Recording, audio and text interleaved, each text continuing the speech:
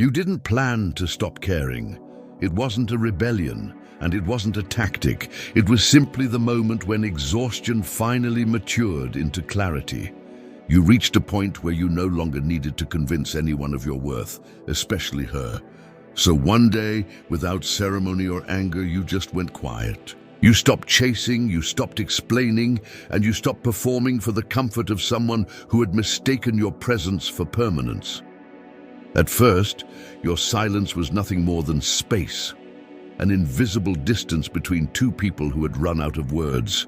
But soon, that silence became a mirror, and she found herself staring into it, unable to find the reflection she once controlled. Every hour that passed without your message, every night that fell without your voice, began to build a kind of pressure inside her that no conversation could relieve. The mind, when deprived of certainty, starts to create stories, and the woman who once felt secure in your attention now found herself haunted by questions she couldn't silence. What changed? Why doesn't he care anymore? Has he already moved on? She thought she wanted your love, but what she really craved was your validation, the steady rhythm of your interest that confirmed her power. When that rhythm stopped, she mistook the quiet for danger because it threatened the emotional control she had grown accustomed to. Her brain, wired to seek emotional equilibrium, suddenly faced the void of unpredictability, and in that void, something ancient began to awaken. It wasn't love, it was curiosity, and curiosity, when left unanswered, evolves into obsession. This is the paradox that governs attraction. When a man withdraws from emotional dependency, he disrupts the illusion that kept her comfortable, and that disruption becomes the spark that reignites desire. A woman does not chase stability. She chases the man whose absence disturbs her sense of control. Your silence, your composure, your lack of reaction, it all forces her to reevaluate her own significance. And that reevaluation, that silent questioning of her worth, pulls her toward you far more than attention ever could. You must understand that the female mind doesn't fall for words, it falls for weight. It responds to presence, not the kind made of constant messages or reassurances, but the kind that is felt even in your absence. When you were always available, she felt safe but uninspired. There was no edge, no polarity, no reason for her to wonder. Yet when you withdrew, she began to feel something deeper than comfort. She began to feel your gravity. Presence gives her answers, absence gives her imagination, and imagination is far more dangerous because it allows her to rewrite the story in your favor. She begins to idealize, to remember you not as you were, but as her mind wishes you to be. Every small moment becomes symbolic. Every memory becomes art. She starts to question whether she misunderstood you, whether she underestimated you, whether she lost something rare. The irony is that she didn't fall for you again. She fell for her idea of you, the one reborn through the silence you left behind. But here's the truth that separates power from performance. Your silence only carries strength when it's genuine. If it's a game, she'll feel it. The feminine spirit can sense the vibration of need beneath false composure. When your detachment comes from insecurity, it feels cold, manipulative, and forced. But when it's born from peace, when it comes from a man who no longer measures his worth by her reaction, it becomes irresistible. Because true detachment is not an act of indifference, it is an act of self-respect. When you reach that stillness, something subtle yet profound happens. You stop trying to prove and you start to be. You no longer exist in reaction to her emotions. You exist in alignment with your own. That's the point where you stop orbiting her approval and she begins to orbit your presence. It's not punishment, it's physics. Energy always flows towards stability, and in the emotional dynamic between man and woman, the one who needs less controls more. She begins to feel the pull again, not because she suddenly remembered your virtues, but because your calm challenges her. It reminds her of something she can't define, a strength she can feel but not manipulate. The man she once thought she understood has vanished, replaced by a version she can't predict. And unpredictability is the root of fascination. Understand this. Women do not fall in love with men they fully understand. They fall for the ones who hold something back, the ones who carry a quiet mystery within them. That mystery gives her imagination permission to run wild, and in that space, she begins to chase the man who no longer chases her. That is why she comes back, not out of love, not out of guilt, but out of the magnetic force created when you stop needing her to return. She comes back because you have become something she cannot define, something she cannot fully have, and therefore something she cannot stop thinking about. But by the time she returns, you're no longer the same man she left behind. The silence that once scared her has become your natural language. You no longer reach to hold what must be free, and in doing so, you've become the very thing she once pretended to want, a man who is enough on his own. That's the paradox of emotional gravity. The more you center yourself, the more everything that drifted away begins to fall back into orbit. When you finally stop chasing her, something unexpected begins to unfold within her mind, not instantly, not like a switch being flipped, but gradually, like a shadow expanding behind the curtain of her pride. At first, she tells herself she's fine. She repeats it, she posts it, she performs it. But the performance begins to drain her, because every act of indifference from you strips another layer from the illusion she built, that she was the one in control. You see, the female mind is not drawn to comfort.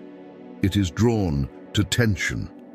And when you stop caring, you introduce a silence that humbles her vanity more than any argument or validation ever could.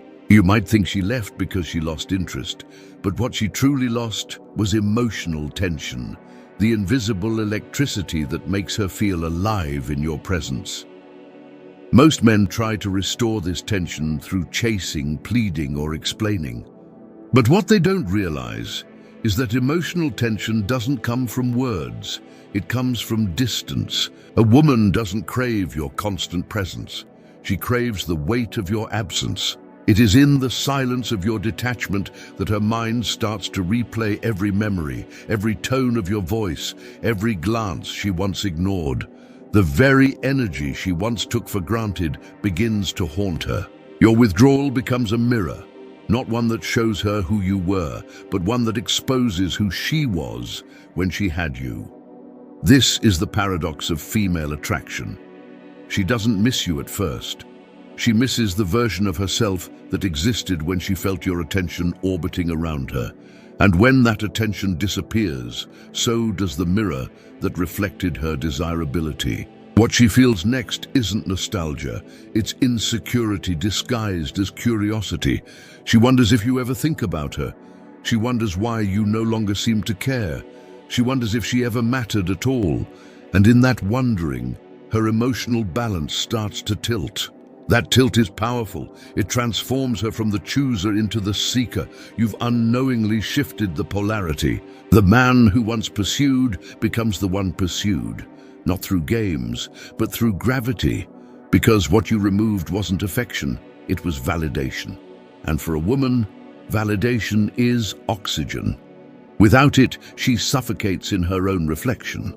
She starts to compare the way you made her feel to the dull echoes of other men who try to take your place. None of them carry your composure, your unpredictability, your self-possession.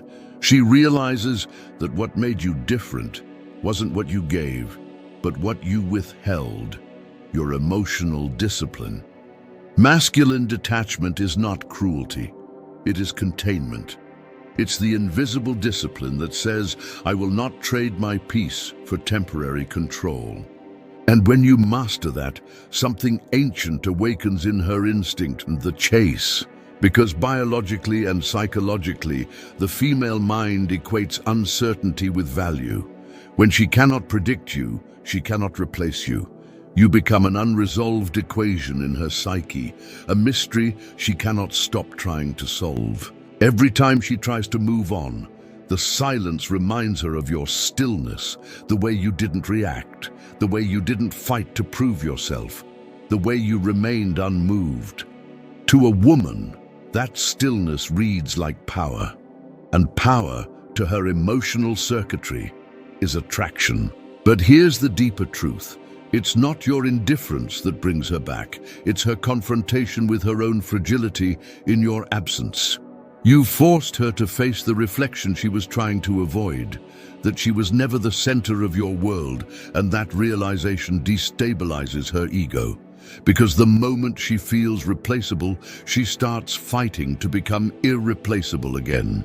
And so she returns, not always with words. Sometimes it's a reaction to your story, a random message, a subtle attempt to reopen communication. The mind's way of reaching out while pretending not to care. She may disguise it as casual, but underneath, it's a psychological recalibration. She needs to see if she still has emotional access to you. She needs to test whether the gate she once walked through still opens. But the moment she realizes that you've built walls instead of doors, that your life has moved on, that your energy is no longer orbiting around her existence, something deeper shifts inside her. The power dynamic has reversed entirely. You are no longer the man waiting for her attention. She is the one auditioning for your recognition. In that reversal, you become what every man unconsciously seeks to be, the center of gravity. Not through manipulation, not through strategy, but through detachment born of inner peace. You no longer need her return. Her return simply confirms the law of polarity, that what is withdrawn in strength becomes magnetized in desire. This is where attraction transforms into reverence, the point where your stillness teaches her what presence truly feels like. There comes a point when silence becomes more eloquent than explanation, when your absence speaks a language that her emotions understand more clearly than any words could ever translate. It's in this quiet, this deliberate emptiness that you finally see what most men never do. You were never fighting for her love. You were fighting for your own self-worth. You were trying to prove that your presence had value, that your attention meant something, that your consistency would earn her devotion. But what you eventually realize is that love built on convincing is the most fragile kind. Because anything that must be convinced can always be unconvinced. The truth is, she doesn't come back because you ignored her. She comes back because your detachment revealed a deeper law of attraction, that power always moves toward equilibrium. And in the emotional economy between man and woman, equilibrium is found in polarity. You became the still pole around which her chaos now orbits. And when you stopped trying to prove your value, you became valuable. That is the paradox that only few men ever understand, that the very act of not chasing creates the energy that invites pursuit. But this isn't a tactic. It's not a game or a trick of reverse psychology. It's the inevitable outcome of internal alignment. Because the moment you stop seeking validation outside yourself, the feminine instinct senses it. She feels the shift, not in your words, but in your essence. Your voice becomes quieter but heavier. Your presence becomes rarer but deeper. You're no longer competing for attention. You are attention. To understand this is to understand the essence of stoic attraction, that women do not fall for men who desire them desperately, but for men whose value exists beyond desire. Marcus Aurelius once wrote, "You have power over your mind, not outside events. When you embody that, when your peace becomes untouchable, you radiate something few men ever achieve, emotional authority. It's the silent dominance that makes her instincts bend toward you. Not because you demand it, but because nature does. In every interaction between a man and a woman, there exists an unspoken hierarchy, not of status, but of stability. The one who controls their emotions controls the frame. The one who can sit in discomfort without seeking relief commands the narrative. Most men crumble when a woman withdraws. They interpret silence as rejection, and in that fear, they destroy their own mystery. But the stoic man doesn't react. He reflects. He understands that attraction is not a straight line. It's a pendulum that swings back to the source of stillness. He lets the world come to him. And when she does come back, when curiosity overpowers her pride and she reaches for the energy she once dismissed, you face the true test of mastery. Do you reclaim her to soothe your ego, or do you remain grounded in your self-possession? Because if your peace depends on her return, you've learned nothing. But if her return only reaffirms what you already knew, that your worth was never negotiable, then you've transcended the emotional battlefield entirely. This is where the Stoic meets the Machiavellian. The Stoic detaches from outcome. The Machiavellian understands outcome. You become a man who not only accepts the laws of nature but uses them. You no longer resent female behavior. You read it like a strategist reads the battlefield.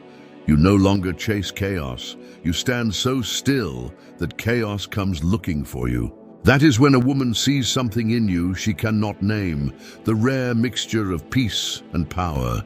It's the look of a man who cannot be moved because he already commands himself. From this state, attraction ceases to be emotional.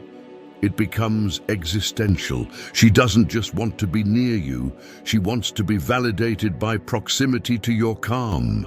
Because your detachment doesn't feel like neglect, it feels like mystery. And mystery, in the feminine psyche, is the most addictive stimulus of all. When she can't read you, she projects meaning onto you. When she can't predict you, she imagines depth. And when she realizes she can't control you, she begins to respect you. But the true victory isn't in her return. It's in your evolution. You have crossed the threshold between need and neutrality. You've realized that what made you magnetic was never the pursuit, but the energy you carried when you were no longer defined by it. That's the transformation of manhood, when peace becomes your new form of dominance. You will notice it not just with her, but with life itself. Opportunities, people, even challenges begin to bend toward you. Because the universe responds to stillness the same way a woman does, with curiosity and submission. You become a gravitational force, not by movement, but by magnitude. Your silence carries intent. Your restraint becomes louder than anyone's persuasion. And your absence, when necessary, becomes your loudest message. She comes back because your detachment forced her to meet herself. She returns not to you, but to the version of herself that felt seen in your presence. Yet by the time she arrives, you've already evolved. You're no longer the man who needed her validation. You're the man who redefined his own worth in the fire of solitude. That's the point where attraction becomes legacy, when your emotional control writes its own myth. Because one day, long after the messages fade, after the memories lose their sharpness, after the emotions cool into nostalgia, she will remember you not as the one who wanted her, but as the one who could have had her and still chose peace. And that image, that restraint, will live in her mind long after passion would have burned out. That is why she comes back, not for love, not for closure, but for gravity. And gravity only belongs to the man who no longer chases, because he has already become the center of his own universe.